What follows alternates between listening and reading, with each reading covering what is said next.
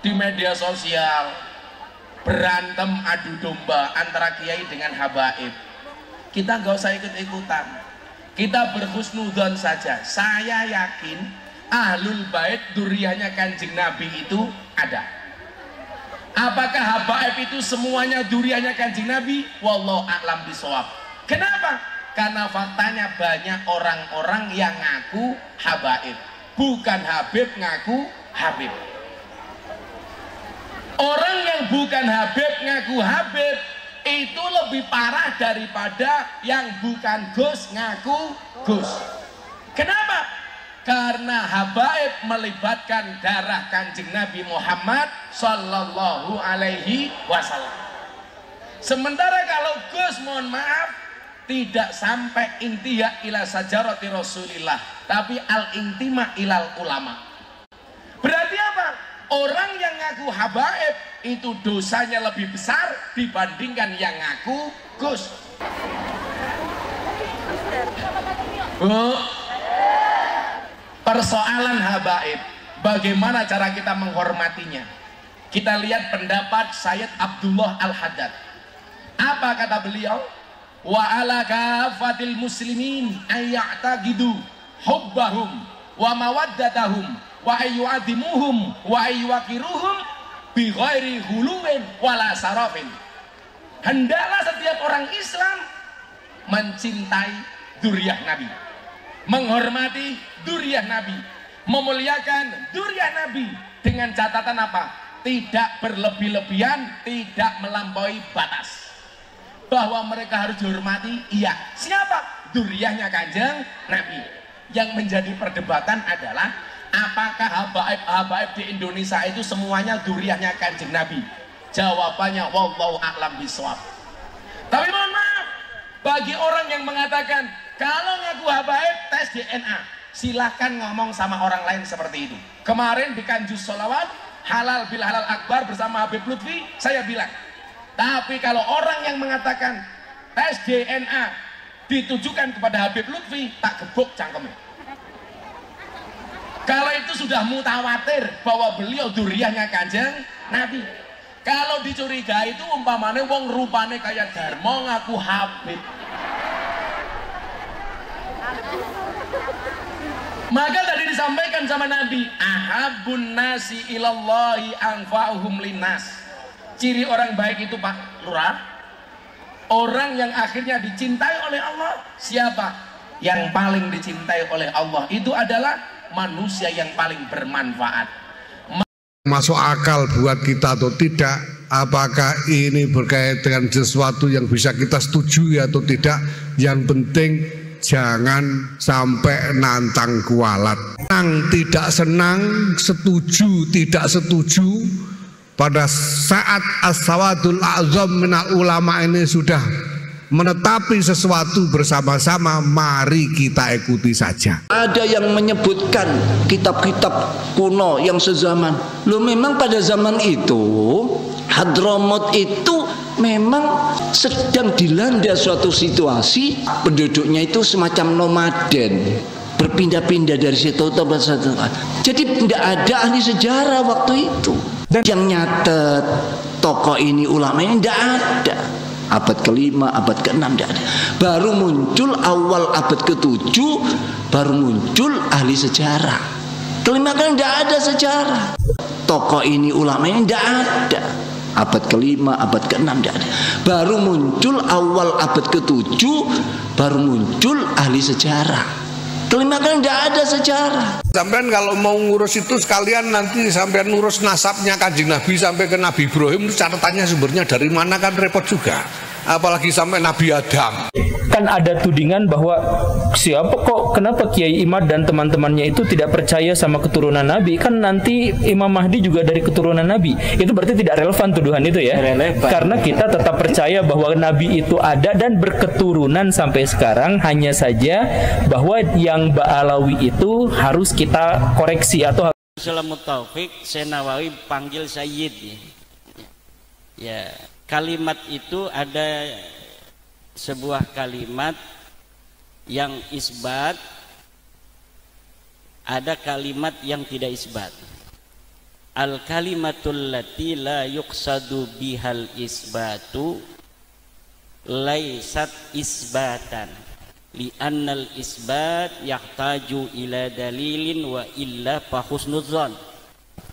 Jadi sebuah kalimat itu baik ngomong sayyid, syarif, habib itu di dalam sebuah kitab itu tidak menunjukkan sebuah isbat kalau tidak ditujukan sebagai isbat. Wal isbat yahtaju ila dalil.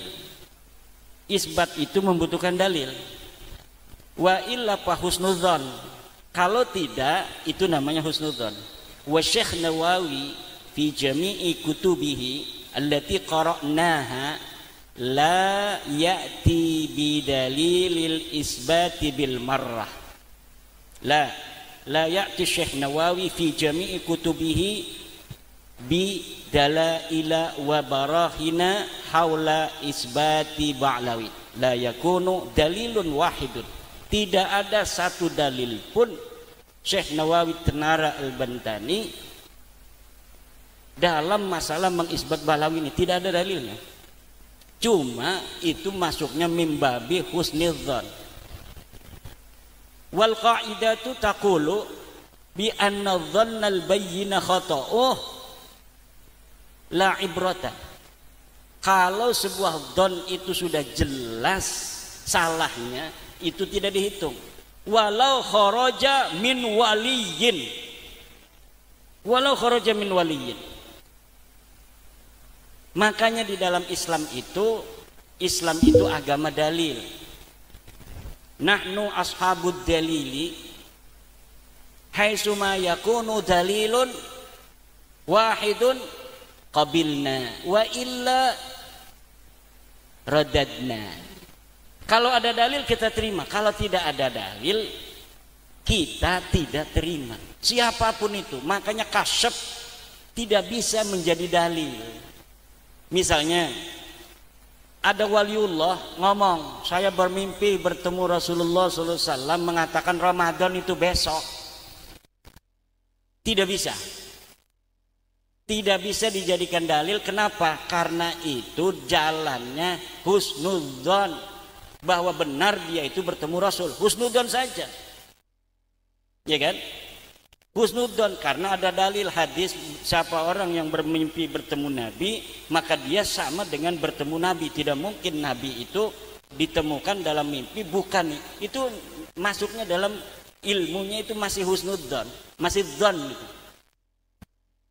Maka ketika Syekh Nawawi mengatakan as-sayyid itu belum tentu mengisbat. Lihat di dalam kitab Rasail fi Ilmil Ansab, kitab nasab. Lihat di dalam kitab Muqaddimat fi Ilmil Ansab. Kalimat sayyid dan syarif tidak menunjukkan apapun dalam pengisbatan kecuali dia menunjukkan qarinah dan dalil yang ada. Kalau misalnya ada qarinahnya, apa qarinahnya? Kalimat wahada isbatun minni li Ba'lawi, itu isbat. Dalilnya ada enggak? Kadang-kadang orang mengisbat enggak ada dalilnya, kayak Syekh Mahdi Roja itu. Walaupun mengisbat kalau tidak ada dalilnya, kemudian kita menemukan dalilnya, kita muridnya yang menetapkan ini, misalnya guru kita, tetap kita enggak boleh terima.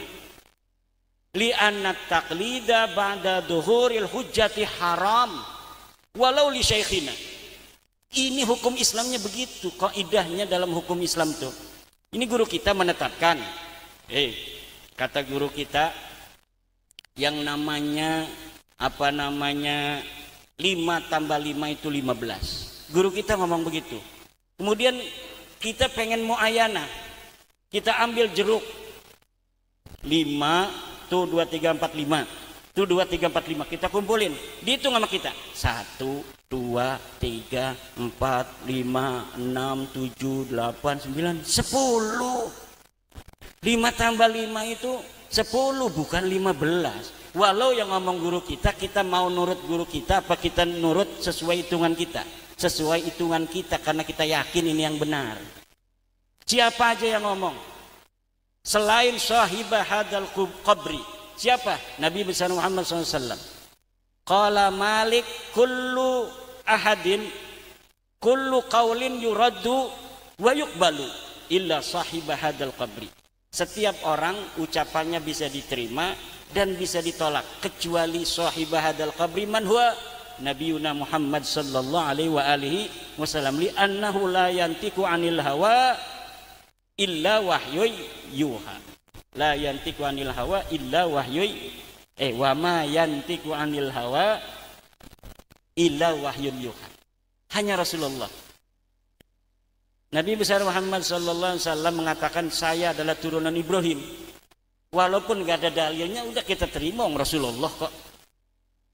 Al-Quran mengatakan ala millati abikum Ibrahim. Berdasarkan agama orang tua kalian, leluhur kalian namanya Ibrahim. Al-Quran mengatakan Nabi Muhammad dan orang Arab keturunan Nabi Ibrahim. Dalilnya mana? Manuskripnya mana? Bagi kita orang Islam gak penting. Karena sudah Al-Quran yang ngomong.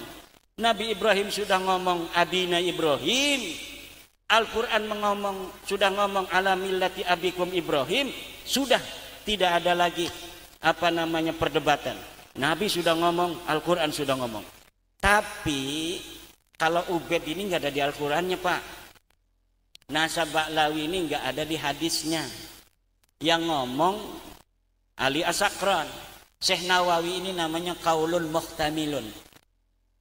Bisa mengisbat, bisa tidak. Bagaimana kita tahunya dari dalil aja? Ada dalilnya enggak?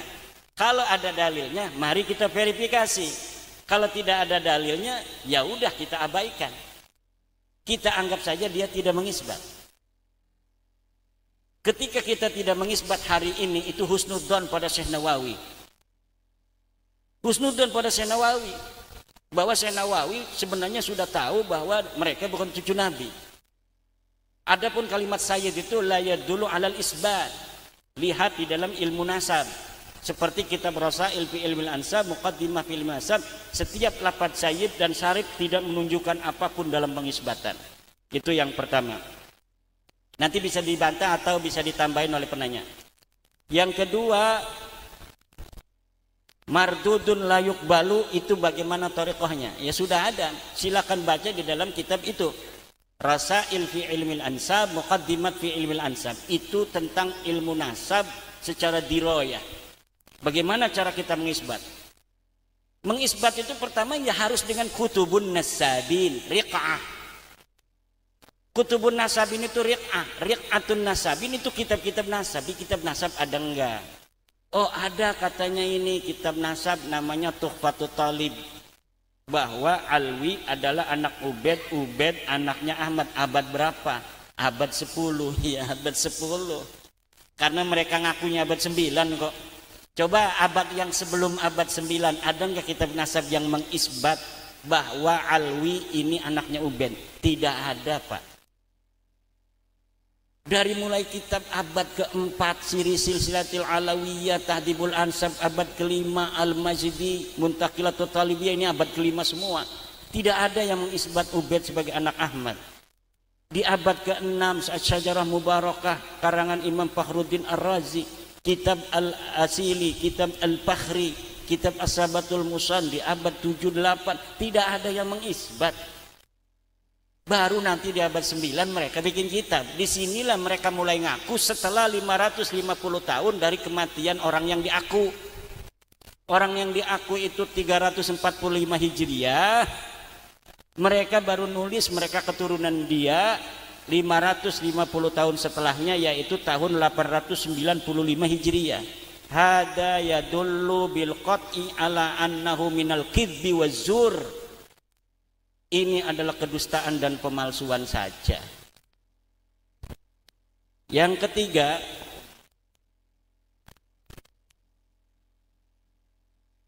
bagaimana? Apakah seluruh Habib di Indonesia ini putus? Habib di Indonesia ini yang dipanggil Habib itu mayoritas adalah turunan Alwi bin Ubed. Ubednya katanya anak Ahmad yang tidak terkonfirmasi itu. Al-Attas bin Yahya bin Semit bin Syihab, As-Segab, Ba'bud, Aidit, Berakbah dan sebagainya. Semuanya itu bukan turunan Nabi. Semuanya itu Ba'alwi, orang yang ngaku turunan Nabi pada abad 9. Tetapi ada beberapa klan keluarga keturunan Nabi asli yang diisbat oleh Rabita Alawiyah dari Yaman. Karena di sini mereka sedikit, ada 1-2, ada yang diisbat seperti Az-Zabidi. Az-Zabidi itu turunan Nabi, sekarang dipanggilnya Habib juga. Seperti Habib Abu Bakar Az-Zabidi itu. Itu Az-Zabidi itu bukan Ba'alwi.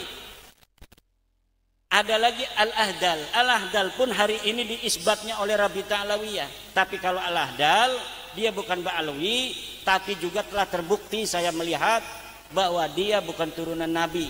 Karena nama Aon leluhur mereka yang katanya anak Musa Al-Kadzim, terbukti di dalam kitab-kitab nasab sezaman, Aon bukan anaknya Musa Al-Kadzim. Tapi kalau Az-Zabidi ini saya belum meneliti. Ketika saya belum meneliti, kita katakan sahih Az-Zabidi turun Nabi, karena saya belum menelitinya. Nah, selama sesuatu hal belum diteliti, maka kita ibqakan ala makana qablu. Enggak boleh kita belum meneliti langsung ngomong ini putus, ini putus. Yang berani harus kita katakan putus hanya orang kabilah yang telah kita teliti dan kita yakini hakul yakin. Seperti Ba'lawi, saya bertanggung jawab dunia akhirat bahwa Ba'lawi ini bukan keturunan Nabi. Seperti saya juga bertanggung jawab bahwa Al-Ahdal ini bukan keturunan Nabi berdasarkan kitab nasab. Kalau berdasar DNA ini masih belum jelas, karena dari mereka yang tes DNA masih sedikit. Kalau Ba'alwi ini yang tes DNA sudah 180 orang. Dari Indonesia 187. Dan salah satunya pendukung saya. Yang sudah tes DNA ini pendukung saya 1 orang, dan saya akunnya pun yang kendalikan. Jadi kita bisa melihat kebenaran daripada DNA mereka ini. Memang DNA mereka bukan turunan Nabi, dan kita bisa lihat sedalam-dalamnya DNA mereka, karena ini pendukung saya 1 dari Ba'lawi. Kalau yang lainnya itu kita hanya bisa lihat dari pengumuman Google. Ini G, ini G, ini G, ini G, tapi kita nggak bisa masuk. Hanya mengetahui dia bukan turunan Nabi saja. Tapi 1 orang, dia mau jadi relawan. Akhirnya kita biayain untuk tes DNA, kemudian akunnya kita yang pegang. Kita bisa kapan saja mau memberikan dalil dan bukti, bisa. Kalau Rabita Alawiyah mau, kita kasih bukti dari DNA mereka yang sudah mendukung saya dalam kajian ini. Terus yang terakhir ini pertanyaan, punya teman Habib, bagaimana manggilnya? Panggil mantan Habib. bukan, bercanda itu.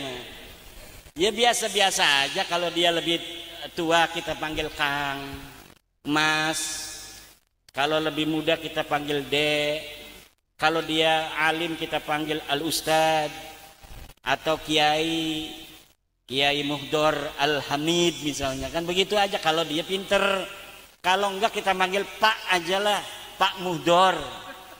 Kemarin saya panggilnya Pak Muhdor. Karena kita tidak tahu alim apa tidak, cara baca kitabnya enggak standar pelosok enggak.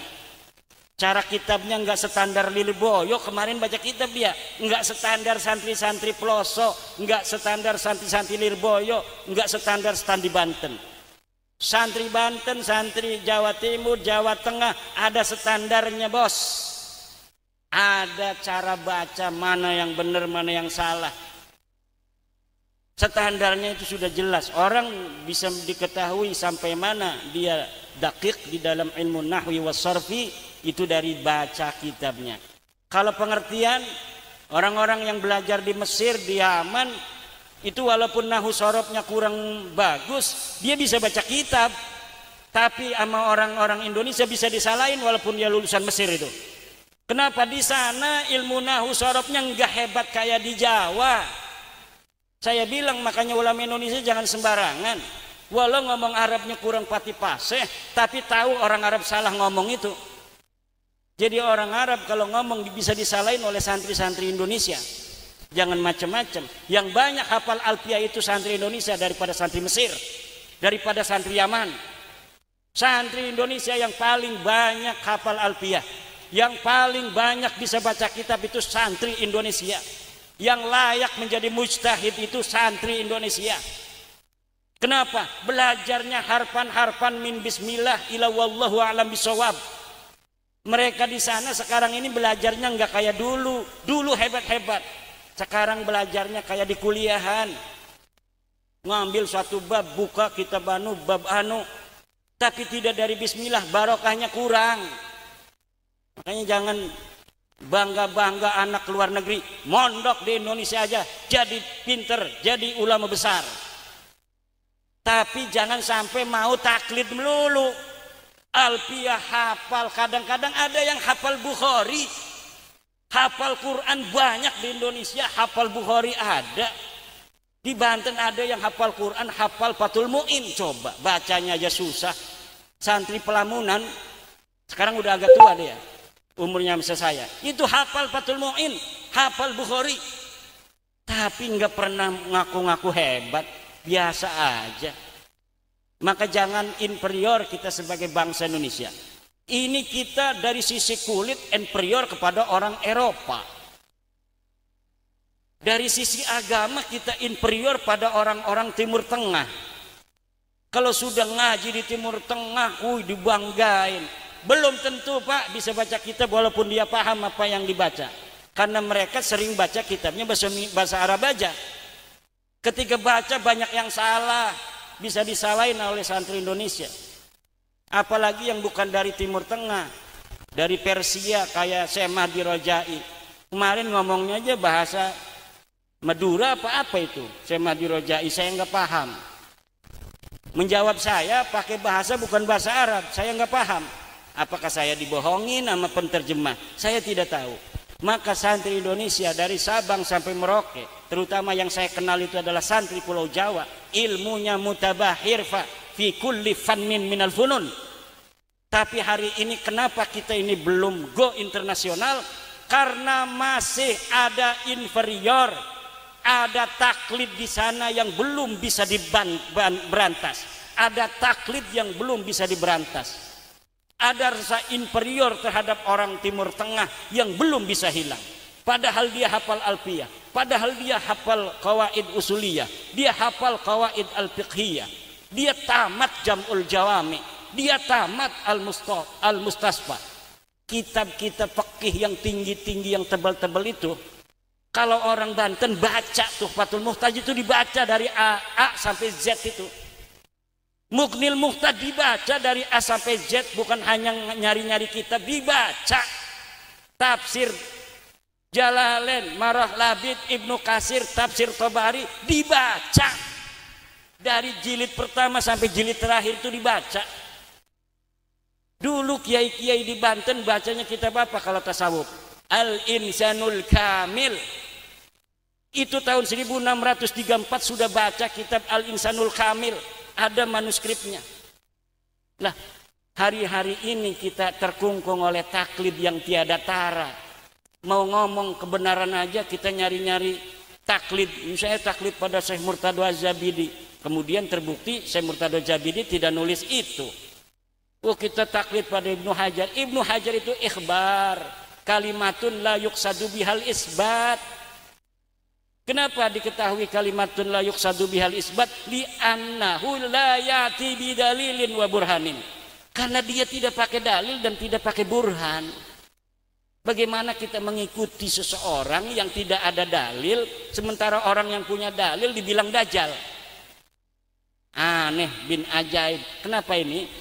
Ada kungkungan taklid, kungkungan apa ya dalam santri kita ini yang belum bisa keluar. Insya Allah barokah bab nasab ini, tahun depan Indonesia santri-santri Nusantara akan terbebas dari kungkungan inferioritas sebagai bangsa Nusantara, kungkungan taklid yang tiada tara, sehingga kita apa saja di dalam masalah agama menunggu fatwa dari Darul Ifta, menunggu fatwa dari Mesir. Ngapain kita tunggu-tunggu dari sana? Kita sudah punya LBM PBNU. Saya kenal yang ada di LBM PBNU 20 para santri-santri kiai yang luar biasa ilmunya. Kenapa kita harus tunggu dari luar negeri dulu tentang fatwa suatu masalah hukum? Belum yang di PWNU LBM-nya luar biasa. Kenapa kita harus menunggu dari luar negeri? Sekarang ditetapkan oleh bangsa Nusantara, Ba'lawi bukan cucu Nabi. Lu mau ngomong apa? Seandainya ada ulama-ulama luar negeri yang mau untuk membela, silakan datang, kita diskusi. Silakan datang bawa dalil, kita adu dalil. Ulama Indonesia, santri Indonesia siap mulai hari ini sampai hari kiamat untuk bersaing dengan ulama-ulama internasional. Hari-hari ke depan, kalau hari ini kita masih naruh anak kita ke Yaman, masih naruh anak kita di Mesir, masih naruh anak kita di Saudi, masa depan orang-orang Mesir, Saudi, Yaman yang harus mondok di Indonesia kalau mau pintar. Kalau mau pintar, mondok di Indonesia. Itu masa depan. Itu insya Allah barokah bab nasab ini. Wallahu wal muwaffiq ila aqwamit thoriq. Ada lagi silakan.